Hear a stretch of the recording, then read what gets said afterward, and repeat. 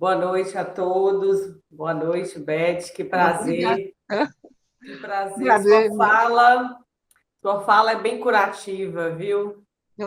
A psicologia eu aprendi que a fala cura e te ouvir é curativo. Suas reflexões, seu parecer, assim, eu estou aqui de uma concordância assim absurda. É quase que uma simbiose, a sua fala e a minha absorção. Ai, que bom. Parabéns por ser quem é. Pela sua história. Estou te ouvindo, né? Essa Uhum, mulher de garra, de fibra, da esperança, né? Esse esperançar que você traz lindamente, uhum. me enche de emoção, e de orgulho, né? De orgulho de poder estar aqui, né? Iniciando a minha trajetória na DOC com opinião psi e recebida, né? Com você uma sumidade e uma referência, tá? Então, sua Obrigada, fala, quero que saiba que está sendo bem curativa para mim. obrigada. E aí, você conhecendo a psicologia e suas interfaces no mundo, o que que você nos traz, né? O Pierre vai, ou você já falou algumas Uhum. coisas muito interessantes desse trabalho dele aqui no Brasil, e quando você traz essa reflexão que ele chega, né, aí à conclusão de que são as diferenças, Uhum, diferenças de classe. Isso uhum. é muito forte, né? E o Augusto Boal, o Lacan, eu gostaria que você nos trouxesse um pouco disso. Muito obrigada. Ah. Então, eu fui encontrando pessoas, viu? Primeiro, obrigada por estarmos juntos e nos entendermos. Né? Isso é um privilégio para nós duas, né? Para mim e para você.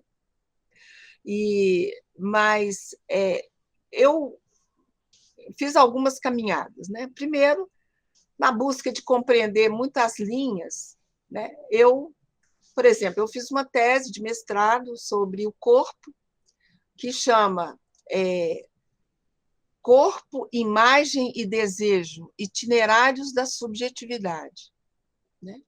Porque teve um momento, sabe, Marcela, né, que eu fazia psicanálise, eu estava sendo analisada, né, e eu me dei conta de que o corpo, onde ele estava, e eu comecei, e nós estávamos no meio de um desenvolvimento do movimento corporalista, da contracultura, e eu tinha acesso os exercícios do Tai Chi Chuan, e que eu gostava e sempre gostei, faço até hoje. Então, assim, você tinha uma inquietude aí, né? Então, por exemplo, eu fiz uma tese onde eu trabalhei o pensamento de Freud, Merleau-Ponty e Lacan. Então, eu fiz um diálogo e trabalhei nesse diálogo, eu trabalhei na exemplificação do que eu trabalhava, né, sobre a questão de que a gênese do corpo próprio, a gênese nossa é a gênese do corpo próprio, quer dizer, nós somos um corpo, e esse corpo nos destina, né? Então, eu tinha, então fiz um diálogo entre Freud e Lacan, e Freud, aliás, aproveitei Freud e Lacan no seu conceito, nos conceitos mais fundamentais, e Merleau-Ponty, que era um filósofo na época, que não na época que ele morreu em 61, e eu trabalhei o texto dele, foi depois, né? É a Fenomenologia da Percepção, né? Onde ele mostrava que a percepção ela tem a ver com a história do sujeito, e o sujeito é a sua percepção também. Né? Então, E aí, para exemplificar disso, eu trabalhei o retrato de Dorian Gray, que era um livro em inglês, né? Onde, ao final, o cara e a forma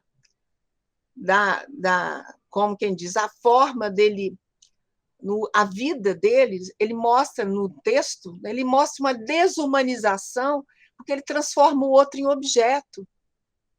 Não é o sujeito, não é sujeito-sujeito, é objeto-sujeito, sujeito-objeto. E ao transformar o outro em objeto, ele também se transforma num objeto. E quando ele morre, ele quer ser eternamente lindo, e quando ele morre, ele mostra toda a feiura de que ele tinha se transformado. Né? Então, foi uma garra onde você falou de Lacan, que eu trabalhei mais profundamente, junto à filosofia e à psicanálise, em termos dessa tese de mestrado. Né? Então, eu trabalhei os conceitos de corpo, a imagem, e a imagem é muito importante, porque a imagem nos faz pensar, mas ela é inconsistente.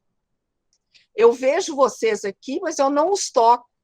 Vocês não têm consistência. Então, hoje, a sociedade é uma sociedade que se aprisiona na imagem, né? E essa imagem ela é inconsistente. Está faltando relação, está faltando corpo, está faltando desejo. E o desejo não é o desejo meu individual. O desejo precisa passar pelo crivo da lei, né? Ou seja, corte, você precisa ascender ao desejo quando você passa pelos seus limites e o limite dado pelo outro. Né? Então, você não é um desejo, eu desejo isso, desejo aquilo, vou fazendo. Não, eu tenho uma contenção que é dada pela regra, pela lei, e a lei paterna, né? Nesse sentido freudiano. Então, assim, isso aí, há um pouco dessa linha. Isso aí, você falou de Lacan, eu tive que explicar um pouco mais. Mas eu também tive encontros muito interessantes e muito importantes com Augusto Boal, por exemplo. Ele veio para a gente trabalhar o teatro do invisível. Outra proposta, né? É como chegar, por exemplo, na época, eu fui muito à Argentina, é como chegar na Argentina, na época tinha uma lei que nenhum argentino podia passar fome. E o Augusto Boal fez um teatro do invisível que ninguém podia passar fome. E ele podia, todo o restaurante era obrigado a dar comida, desde que ele não tivesse sobremesa nem tomasse vinho. Então, qualquer cara faminto podia ir lá. E aí se fez o teatro. O cara chegou, eu estou aqui, eu estou com fome, eu quero comer. Tá, então eu vou te servir. O que você quer? Eu não estou tomando vinho e não vou querer sobremesa. Ele estava falando a lei. Né?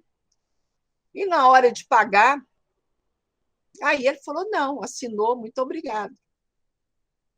Aí o pessoal, o que foi tal? Você não vai pagar? Eu falei, não, tem uma lei assim na Argentina. Então, fazer esse teatro para levantar a consciência das pessoas em relação aos direitos que eles tinham.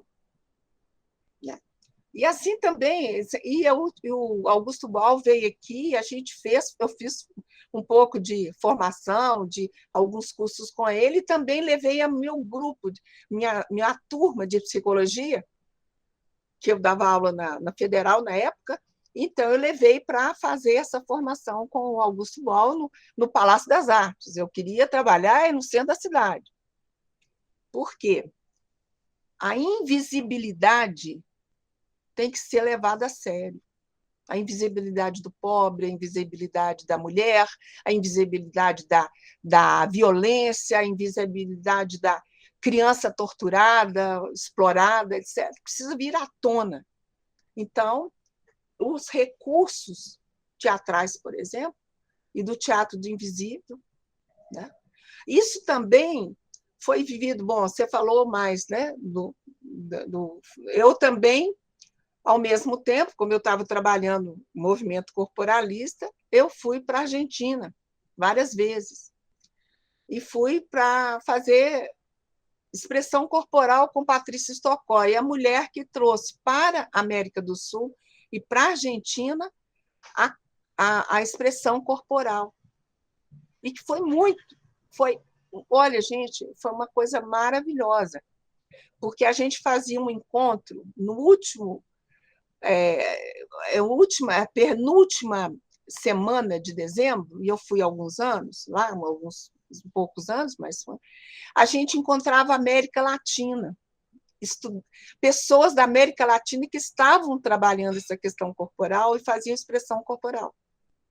E aí eu conheci muitas pessoas, né, de vários países. Então, assim, à medida que foi caminhando, né, também eu comecei também, ao mesmo depois, em outros momentos, eu comecei a trabalhar a psicologia transpessoal. Era uma outra proposta.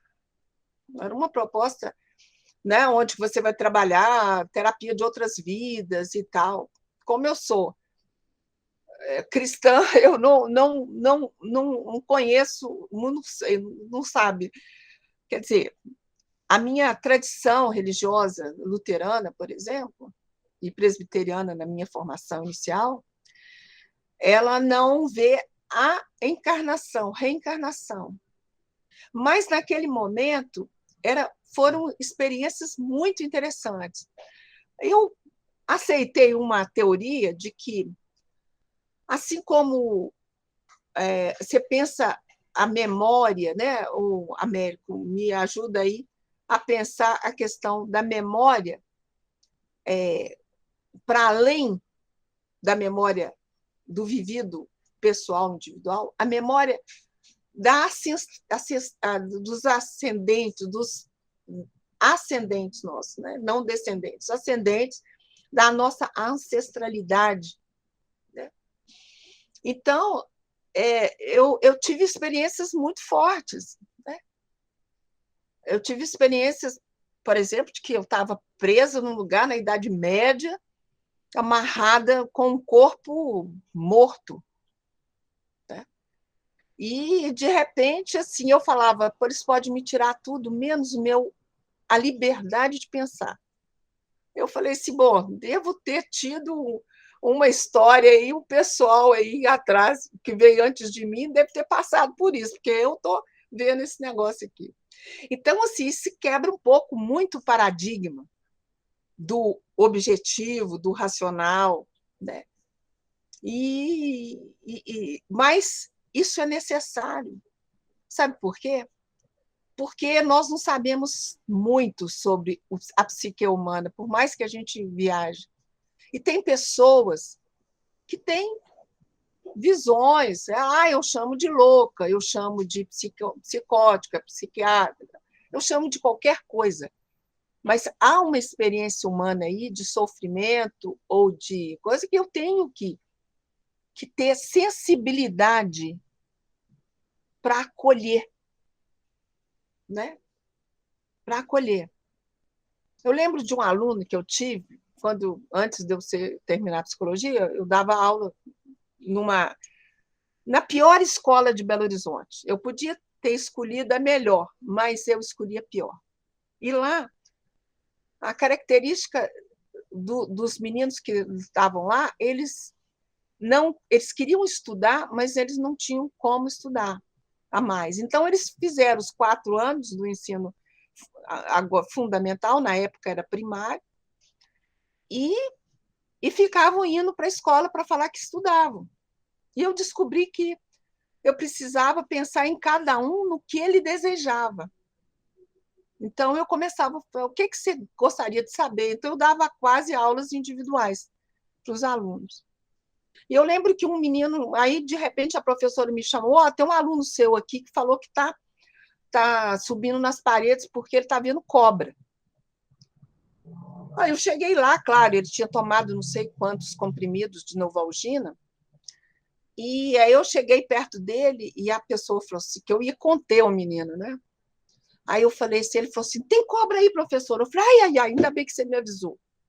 Eu pulei de lado assim, falei, agora eu estou livre da cobra, você está vendo ela melhor, porque eu não estou enxergando ainda não, mas a partir daí, é claro que você estabelece um vínculo. Né? Eu entrei no absurdo, aparentemente, para nós. Mas ele via a cobra. E eu passei a ver a cobra também. Era necessário naquele momento. A partir daí, ele me contou que tinha tomado os comprimidos e eu pude levá-lo ao hospital. Então, assim, como é que isso se dá? Porque você não tem medo. A experiência humana ela é diversa e ela tem fronteiras. Então, a psicologia transpessoal, né, consciência de outros níveis de consciência, né, também foi uma coisa muito interessante, sabe, Marcela? Que eu experimentei, me propus a isso. Fui à Finlândia para ter um Summer College da psicologia transpessoal e tibetana. E aí eu tive uma imersão muito interessante entre monges tibetanos. E fui parar na Dinamarca num foco de resistência à invasão chinesa ao Tibete. De lá eu comprei um tapete que é uma maravilha, bordado pelos monges tibetanos. E eu trouxe para mim. Mas foi uma experiência também encontrar uma outra visão de mundo, um outro conceito, a relação com a natureza, a relação com a meditação, porque entrar também num outro campo religioso, que é o Zen budismo. E o Zen budismo tibetano é uma coisa, o Zen budismo, por exemplo, da monja Koen é outra, entendeu? Então, assim, são práticas de vida. São práticas de vida. E muitas coisas da psicologia a gente pode e deve conhecer, né, os estatutos, as regras, por exemplo. Então, assim, eu estou falando um pouco, Marcela, de tudo que eu estou fazendo resumidamente, contando uma história, né? Eu não sei, ela me agradou viver isso, sabe? Por exemplo, às vezes, quando eu penso em coisas felizes que eu vivi, foi esses caminhos de ir à Argentina, né? De lá na Argentina poder participar contra uma mega manifestação e que eu compreendi que a Argentina era política e que nós não tínhamos esse estatuto tão político nesse sentido, foi contra o ponto final, né? Porque eles queriam perdoar os militares, então a gente lutou contra o ponto final. E eu entrei junto com a defesa dos direitos humanos, né?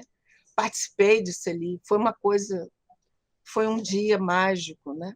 Então, assim, eu fui para fazer as minhas formações de expressão corporal, mas entrei no tecido, naquele momento, no tecido de efervescência argentina, por exemplo, né? Então, assim, fui muitas vezes, eu fui solitariamente, sozinha, entendeu? Eu não fui acompanhada. Quando eu fui chegar na Finlândia, eu lembro que eu saí da França, eu tinha ido fazer um seminário de Lacan, e depois eu fui para transpessoal, olha que loucura, né? Sai da psicanálise e vai lá para viver com os tibetanos e tal. Eu fui. E aí eu falei assim, oh, meu Deus, eu vim até aqui, agora eu cheguei na Bélgica, aí eu falei assim, agora eu não sei nada, não sei como que eu vou chegar em Helsinki. Não me senta um cara português com... Eu vi diário, aí eu falei, diário? Que isso? Falei, diário? Bete, diário, senta, é português. Aí perguntei, você fala francês? Ele falou, falo. Você fala espanhol? Falo. Você fala português? Ora, eu sou português. Aí eu falei, ele me deu um livro sobre Helsinki, sobre a Finlândia, toda em português.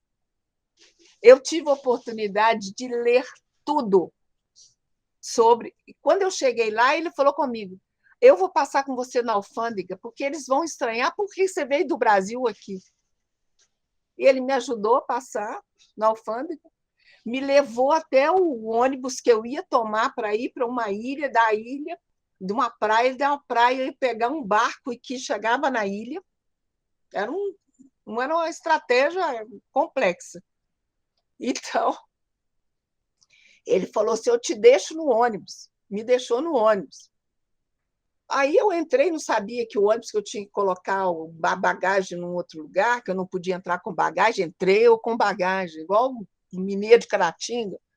Vamos levar esse negócio aqui.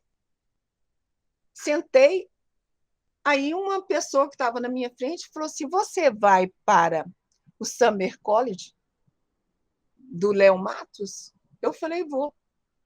Eu também vou. Eu posso te levar até lá. Então, assim, eu falei assim: eita, a minha conversa com Deus é bem, bem próxima, assim, né? Falei: bom, cheguei lá. Quando eu cheguei na ilha, eles falaram: oh, Beth, o cara que era coisa, ele era brasileiro, né? Era de Belo Horizonte. Eu estava lá porque ele estava fazendo. Aí ele virou para mim e falou assim: eu ia te buscar amanhã. Eu ia ficar onde? Se eu não tivesse encontrado esse português e essa moça no ônibus, né? E assim eu cheguei lá. E, e foi, Uma boa sincronicidade, né, Beth? não é? É isso aí. Quando você está destino de verdade, Isso. as portas se abrem, né? Eu quero convidar agora o professor Rinaldo para fazer as considerações. Obrigado. Marcela, ouviu? Está certo, um pouco. Ouvi, parabéns pela sua atitude diante da vida. Linda, viu? Muito obrigada. Sim, o professor Washington, quem que vai? Washington? Professor Rinaldo. Rinaldo. Oi. Oi, professora Beth, boa noite. Oi, Rinaldo, eu estou te vendo no cantinho da coisa ali. Tá me vendo? É. Ah, que bom. Bom, tentei te acompanhar, me perdi acho que foi no Nepal aqui, não sei, na Finlândia, em algum lugar, mas assim, fantástico. Tô absorto aqui com seus contos e as suas histórias. Muito bom mesmo. Tô adorando aqui. É, assim, a gente conversando, né, sobre o que falaríamos aqui com você e tal, assim, é muito tema, né? Você tem muitas histórias, muitas passagens interessantes, né? Assim, a gente não sabe nem por onde começar. Mas vamos lá, eu queria te perguntar sobre. Aliás, uma perguntinha antes, professor Antônio Luiz, da Transpessoal lá da UFMG, você teve algum contato com ele? Não, professor Não, Antônio? porque é diferença de tempo, né? Eu saí da UFMG, já depois eu fiz Aham. uma outra carreira, que é a carreira de políticas públicas, né?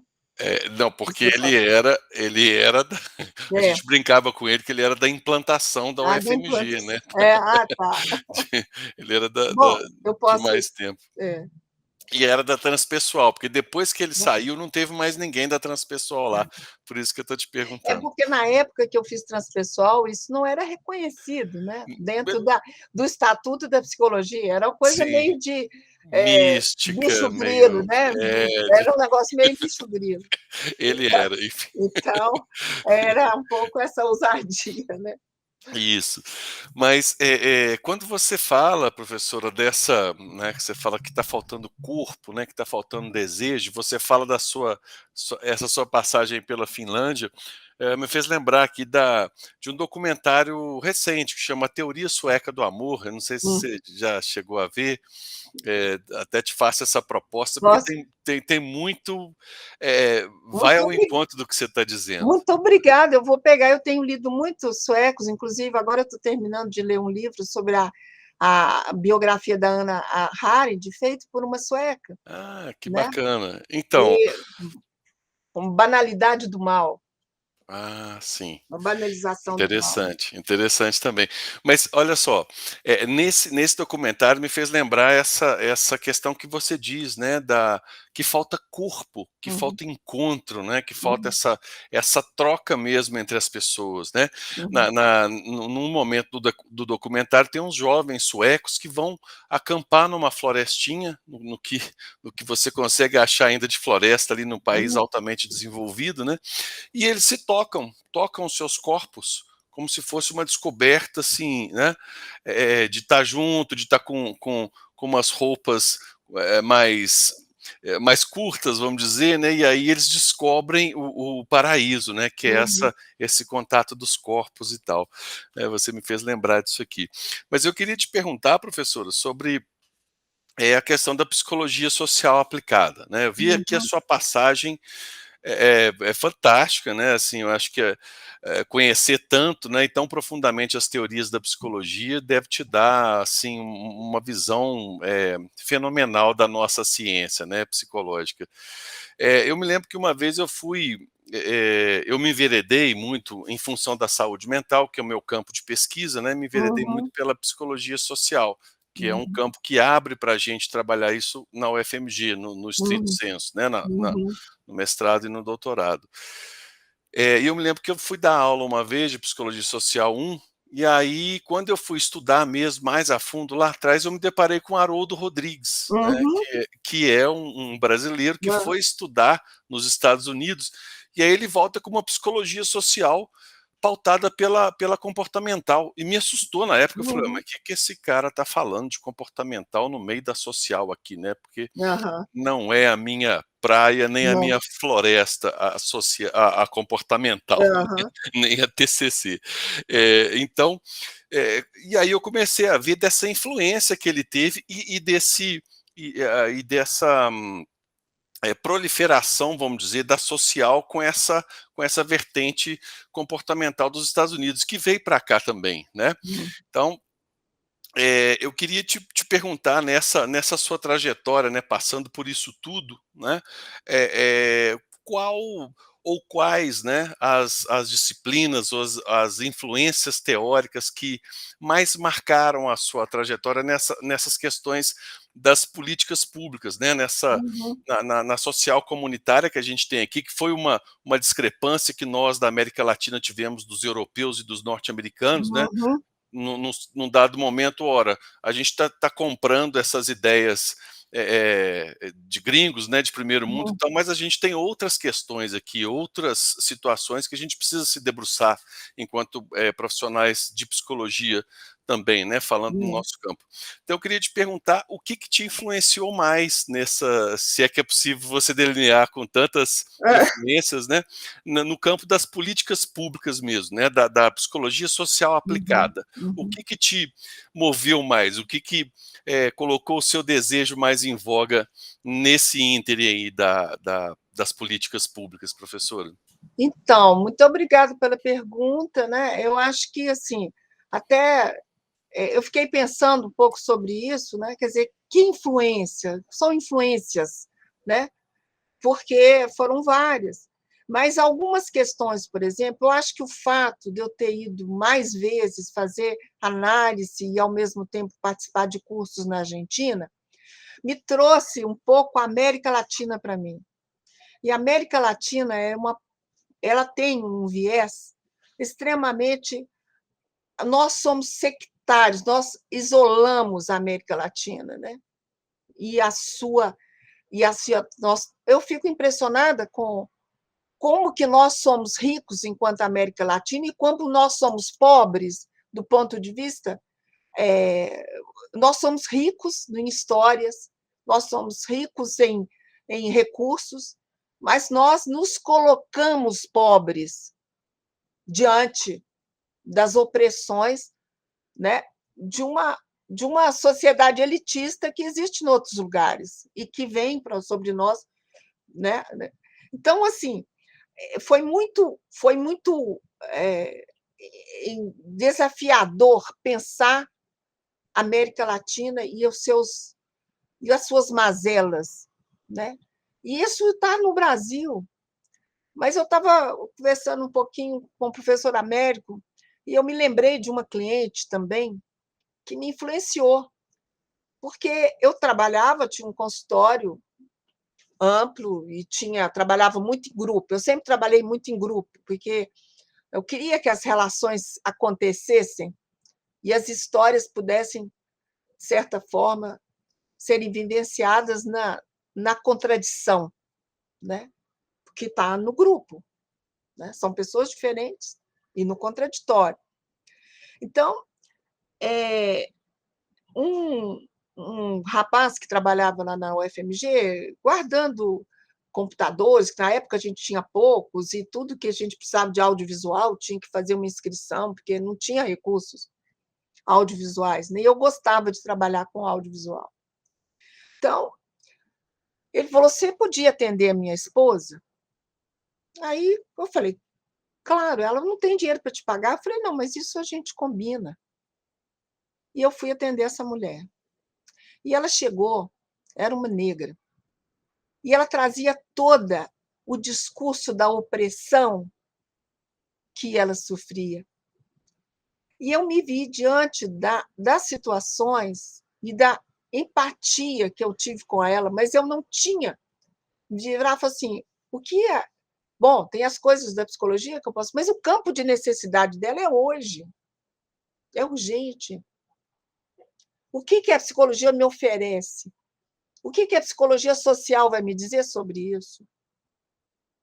Como trabalhar a iniquidade e a opressão vivida por essa mulher que tem as mesmas angústias que eu tenho, do ser mulher, de estar diante de uma sociedade feminicida, né?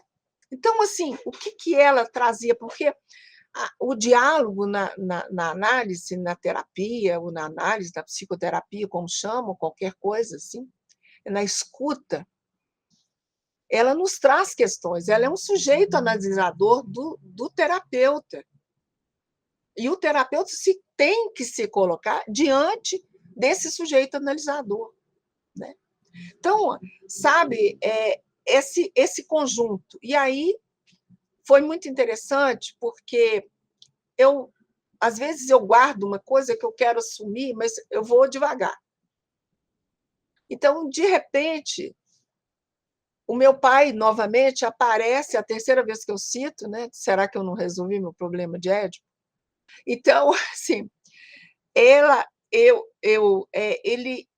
falou comigo, me mostrou o projeto da Escola de Serviço Social em Caratinga. Aí eu falei, pai, esse projeto eu vou te acompanhar, eu posso te ajudar. Aí fiquei, né?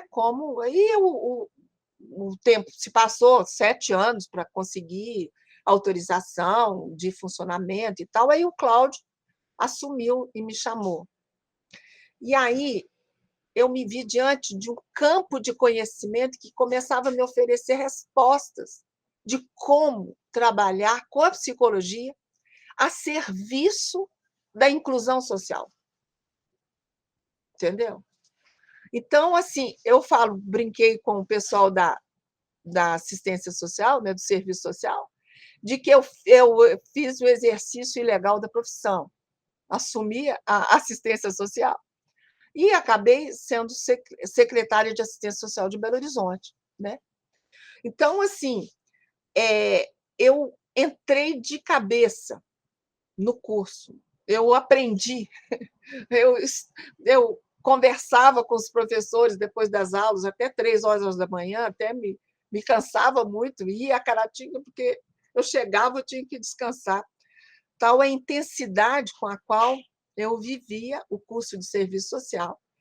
E junto com... Então, assim, a partir daí, eu fui convidada a implantar um programa de transferência de renda em Belo Horizonte que ninguém sabia a metodologia, como ia fazer. Tirar dinheiro do governo para a pessoa, porque você tira dinheiro para os políticos, hoje a gente sabe disso muitas vezes, né?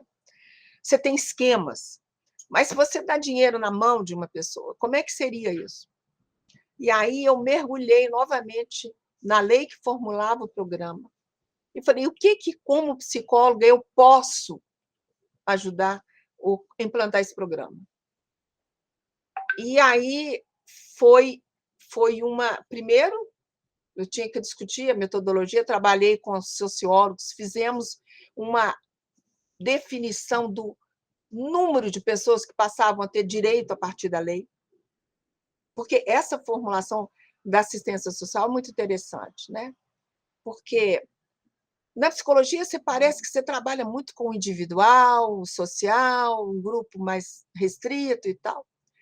Mas, quando você vai trabalhar na iniquidade social, você tem que dimensionar o tamanho e aonde estão essas pessoas, porque elas são invisíveis. Elas não são vistas, elas não são levadas a sério, elas não são nomeadas. E a gente sabe o fundamento da nomeação. É a dona Vilma, é a dona Maria José, é a dona... Eu encontrei pessoas com esse nome. Então, a gente formulou, e eu falei na época, eu falei para o Célio de Castro, que era o nosso prefeito, falei assim, olha, a gente tem essa lei hoje, ela dá amparo de 27 a 28 mil famílias em Belo Horizonte. A gente conseguiu conformar. Eu não estou fugindo um pouco, porque eu estou querendo ilustrar um pouco essa questão. Então, quando a gente terminou de fazer o cadastro, nós tínhamos 27.502 famílias. E as famílias, nós buscamos e encontramos as famílias. Eu encontrei uma senhora que há 5 anos ela morava numa loca, não era numa casa, era num buraco, aonde? Num bairro próximo aqui, chamado Pompeia. Então, eu encontrei a dona Vilma para descer na casa dela. Eu tive que escorregar em cima de um papelão. Eu cheguei lá, eu encontrei uma família que não tinha nada, nem água, nem saneamento básico, nem casa, nem nada, né? Então, aí, sabe, eu fui quase que... Eu falei assim, bom, agora eu sei aonde. Eu lembro que, para a gente transferir renda, a educação tinha uma resistência, porque os professores, nós temos que ser melhor pago, esse dinheiro vai dar para quem não sei o quê, para beber cachaça, com um conjunto de preconceitos. Aí eu tinha uma moça que chegou para mim e falou assim, eu estava chegando do cadastro no último dia, muito cansada, junto com uma amiga minha que foi minha companheira de trabalho ali, que a gente chamava Ana Bolsa e Beth Escola, assim o nome. E ela começou a falar, porque vocês não estão... Eu falei com ela assim, deixa eu te falar, no dia 7 de julho, eu vou fazer a apresentação do perfil das famílias cadastradas. Você vai encontrar o seu público analfabeto lá. Tinha 55% das mulheres analfabetas e algumas semi-analfabetas que só assinavam o nome. Isso dentro de Belo Horizonte. Então, a gente encontrou o público. Mas o que a psicologia me ajudou? Eu estava pensando. Eu tinha uma prática que eu gosto muito, que chama inversão social. É você levar para os espaços que a elite frequenta, você levar outra população para frequentar, né? Que a gente chama inversão de espaços públicos. Por exemplo, numa coisa de pagamento, numa forma de pagamento do Bolsa Escola, eu levei o pessoal do Minas 2, na agência do Minas 2, da Caixa, pagar os pobres que moravam por ali. Aí, um dia, o pessoal chegou e falou, mas o que deu tanto pobre nessa agência agora? Porque eles estavam pagando o Bolsa Escola. E aí a gente explicou o que era o programa e quem eram essas pessoas. Algumas se mobilizaram positivamente, outras ficaram desculpa, ficaram muito, muito avexadas aí com essa questão, né?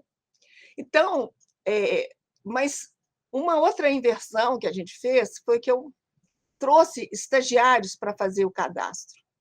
Esses estagiários eram da PUC e eram de elite. Eles não conheciam a realidade. E muitas vezes eu tive que ampará-los no seu choro, porque eles não estavam aguentando diante de uma realidade nua e crua onde viviam os nossos irmãos. Então, a gente precisava acolher, precisava trabalhar com eles, precisavam prepará-los para eles fazerem isso. Mas o mais desafiante eram as mulheres do programa, porque o programa a gente dava ênfase ao feminino, às mulheres mães, e não às crianças que estavam fora da escola. Então, a gente fazia grupos de acompanhamento. Nesse grupo de acompanhamento era uma escuta e um empoderamento das mulheres. Foi muito interessante isso. Porque quando a gente ofereceu para elas curso de maquiagem, curso de costureiras, etc., etc., a gente foi fazer uma festa. Tudo a gente fazia festa.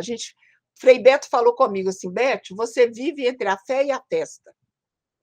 Então, eu tinha fé que a gente ia fazer um bom trabalho.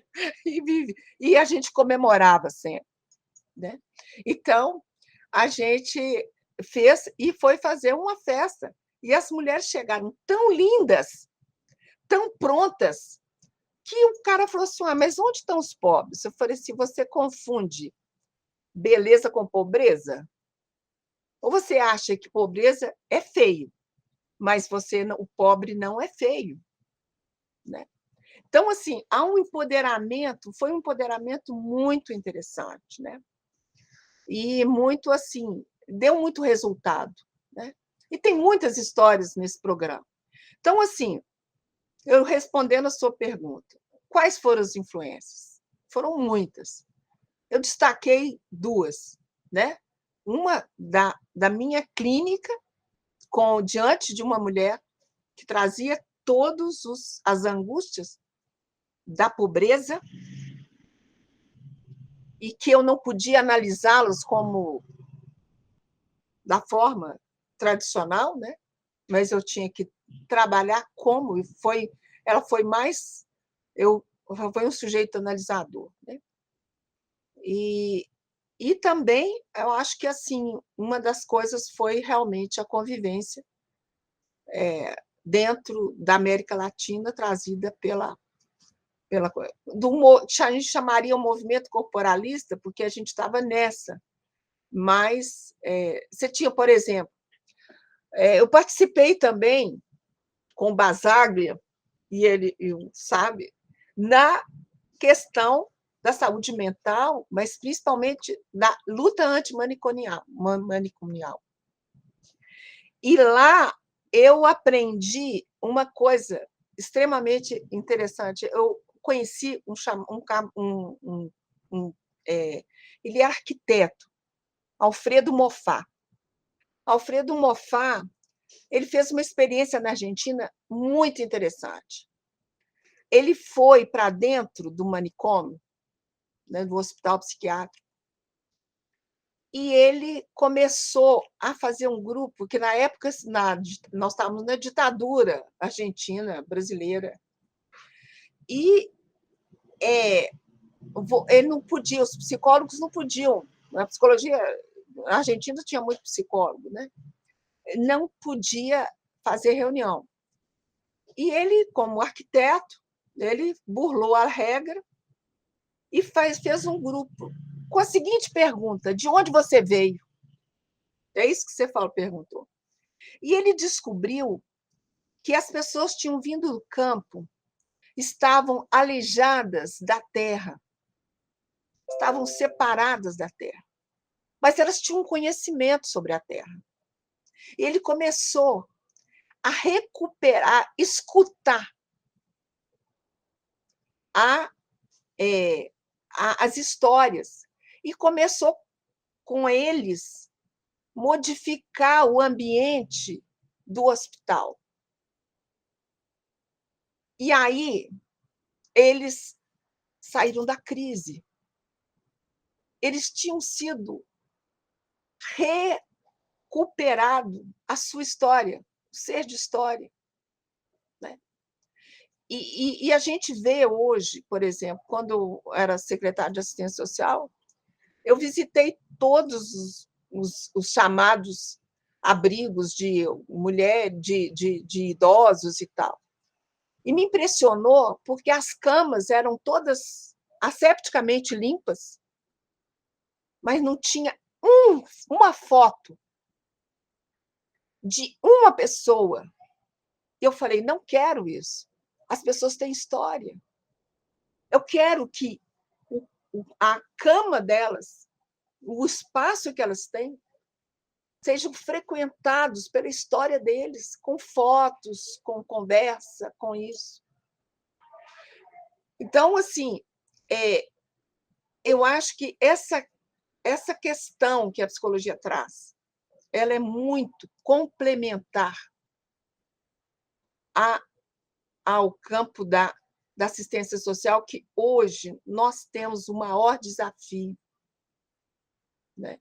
Nós temos um desafio enorme, que todos os direitos que conquistamos, que trabalhamos para eles, são desconstruídos. E nós temos direito a ter direitos, todos, né? Então, até eu falei com o Américo, eu recuperei o meu juramento que eu fiz quando formei.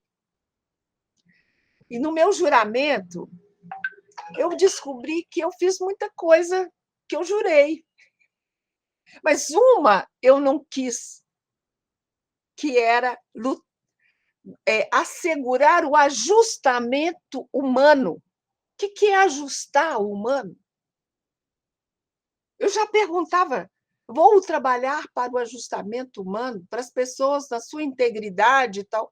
Tudo bem, vou respeitar a integridade do outro, vou ser ética, né, baseada na ética dos direitos humanos.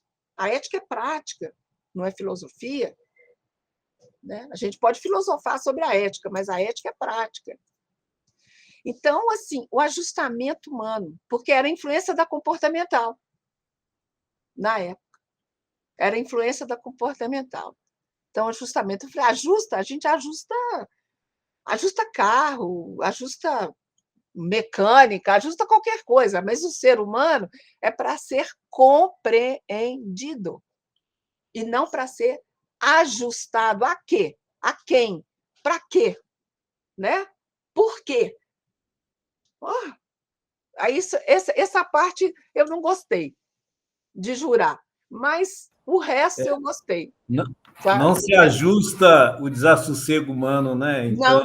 Não se ajusta. Aliás, o desassossego nos move. Né? Exatamente. Obrigado aí, professor Rinaldo. O professor Eduardo, a gente está caminhando para a finalização. O professor ele quer fazer aí O professor vem acompanhando no YouTube, Beth, e assim, eu emocionei aqui ao ver tantas pessoas declarando a alegria de te encontrar, de te conhecer, e tantas declarações amorosas e gentis que realmente nos deixa muito felizes de compartilhar com todos o seu saber, a sua vivência, a sua história. Professor Eduardo.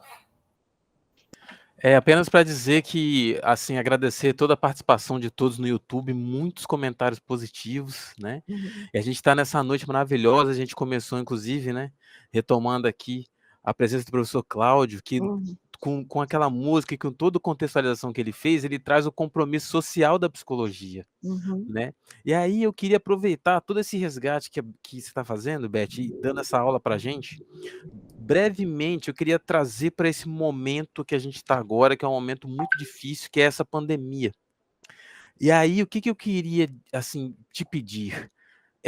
Que embora a gente está num momento muito dificílimo, a gente sempre tem algo positivo também para tirar de alguma situação, né. Uhum, E uma das coisas que a gente tem percebido é o interesse de pessoas pela psicologia, pela saúde mental, em momentos que talvez não acontecia antes. uhum, Aí eu queria ouvir você um pouquinho sobre esse ponto, sobre uhum, como é que a gente pode, né, porque as camadas menos favorecidas sofrem ainda mais na pandemia, sofrem uhum, ainda mais, uhum. né, com esse contexto todo. Aí eu queria muito ouvir um pouquinho, né, eu sei que nosso tempo está apertado, mas ouvir um pouquinho de você sobre isso, assim, sobre esse contexto. Eu estava. Muito obrigada, Eduardo. Eu estava pensando um pouco para falar um pouco sobre a questão da pandemia, né? Porque a pandemia trouxe para a psicologia, trouxe, eu acho, eu falei, a pandemia é um sujeito analisador da sociedade como um todo.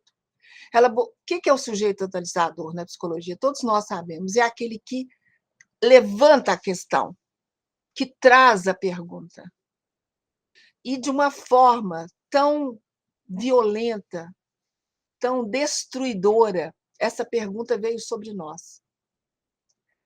Como e que nós estamos fazendo aqui com a Terra, com o outro, com as nossas vidas, com a nossa casa?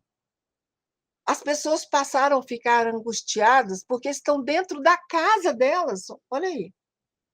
Porque a situação do, das comunidades, né, mais pobres, que a gente chama, né, nas comunidades, ela é muito pior, porque você não tem tem um espaço restrito, e a contaminação se dá por invasão dos espaços individuais, permanentes. Então, assim, isso botou em questão a gestão pública, a falta do compromisso. O que é a política? A política é o bem viver dentro da polis. Me preocupa cada cidadão. A política é um fazer para o outro na sociedade. É uma responsabilidade social fundamental e fundante de uma sociedade organizada e democrática. Então, assim, a pandemia nos trouxe essas questões, tanto do ponto de vista pessoal, que eu estou falando, porque as pessoas passaram a se não suportarem, e elas tinham um projeto de vida. É contraditório. Aí você teve as separações, você teve mortes, você teve. E você foi arguída pela presença da morte. A morte ficou na porta da nossa casa, dentro da nossa casa. Entendeu? Então, o, alguém que tenha a sensibilidade de estar junto, de acompanhar, né? Aí foi visto, tem um profissional aí. A psicologia não está preparada, talvez, para isso, para essa demanda enorme, mas ela tem alguns recursos. E aí entra a escuta. Então, acho que a pandemia nos trouxe questões que nós vamos ter muito tempo para ter que assimilar, sabe? Como nós tratamos o planeta, né? Como nós cuidamos de nós mesmos, como nós cuidamos do outro, como nós enfrentamos a violência, como nós encontramos o descaso e o abandono do político, do poder público, a falta de compromisso absoluto. Nós estamos vivendo um tempo devastador, né? É devastador o que nós estamos vivendo. E a gente tem que reunir forças, porque sem essa força nós não podemos esperançar. Então, nós estamos diante de questões que eu não sei se outras, é claro que outras civilizações passaram por coisas, mas Nós, com toda a tecnologia, com todo o saber acumulado, tudo isso não nos serviu e não nos serve se nós não tivermos humildade de refletirmos sobre o que significa isso e como nós vamos superar. Nós temos que superar. Então, o estudante de psicologia, eu estou falando para eles, mas estou falando também para os sociais, para aqueles das humanas que nós frequentamos, mas para a classe média, como é suportável para alguém decidir entre a vida e a morte num computador, né, feito pelos profissionais da saúde, né? E os profissionais da saúde têm todo o nosso respeito, né? De repente, se viu também diante de uma organização pública, coletiva, construída desde a Constituinte de 88, que é o direito à saúde. E aí nós temos o SUS, né? Nós temos o SUAS na assistência social, que foi desconstruído.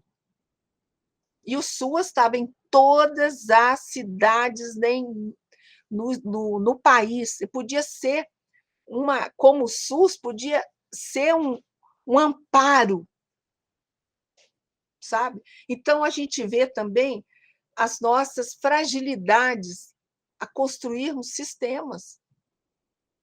E nós precisamos de um sistema educacional, precisamos de um sistema de saúde, precisamos de um sistema de assistência social, precisamos de um sistema de segurança, precisamos de um sistema. Então, nós temos... Por que sistema? Porque sistema dialoga na amplitude da realidade, né? Então, assim, isto tudo veio à tona de uma vez só, Eduardo. Não é? Você não concorda? E de uma vez só sobre nós. Certamente. E a gente Certamente. tem que dar conta da tarefa, meu filho. Eu não vou falar com tanta intimidade, mas eu estou diante de psicólogos, estou diante também de professores que são responsáveis pela formação, né, dos nossos, daqueles que vão continuar. Eu estou muito feliz porque tem muita gente que vai continuar. Eu fui o número 172 do registro de psicólogo. Meu dia é 0172 daqui, né, do 04. Do 04. Hoje tem milhares.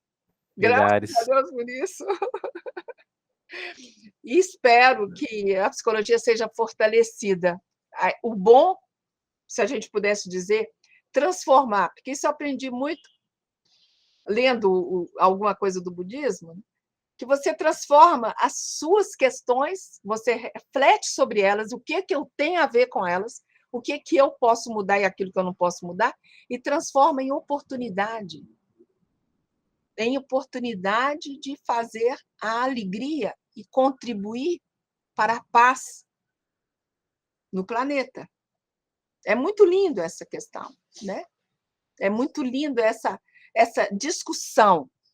O cristianismo que é isso, mas o cristianismo muitas vezes se perdeu, e hoje a gente sabe que ele se perdeu na política, da forma pior.